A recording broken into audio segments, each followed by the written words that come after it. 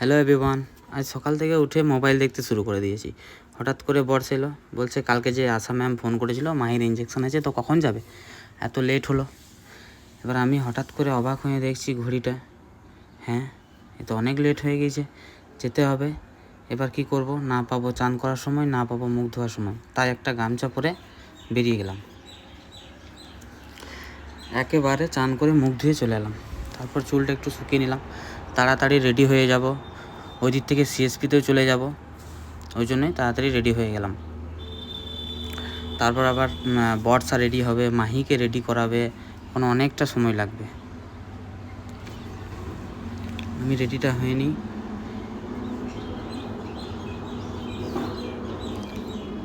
Tata. মাহির জামা কাপড়গুলো সব রেডি করে দিয়েছে বর্ষা, এবার মাহিকে নিয়ে আসবে, রেডি করবে। এই যে মাহি রেডি হয়ে গেছে, কেমন লাগছে সবাই। ওর দিদি নিয়ে গেছিলো একবার, ওকে রেডি করিয়ে বাইরের দিকে ঘুরতে নিয়ে এলো, ঘুরিয়ে একবার নিয়ে এলো। এবার আমি নিয়ে নিলাম, যাবার জন্য প্রস্তুত আমরা, চলো বেরিয়ে যাই। আশা ম্যাম 9:30 বলেছিল, বাট অনেকটা লেট হয়ে গিয়েছে অলরেডি, এবার যাওয়া যাক। বাইক নিয়েই বেরিয়ে গেলাম। আমাদের যে বাজারটা আছে, মার্কেটটা ওখানেই। ফার্স্ট ডোজটা অলরেডি হয়ে গিয়েছে, সেকেন্ড ডোজ এটা। এই যে চলে এসেছি, এই অঙ্গনওয়াড়ি স্কুলেই ইঞ্জেকশন দেবে। আশা ম্যাম ইঞ্জেকশনগুলো রেডি করে নিয়েছে অলরেডি। আমি মাহিকে নিয়েছিলাম, টেনশনও লাগছিল, যেহেতু আগেরবার দিয়েছিল, অনেকটা শরীর খারাপ ছিল।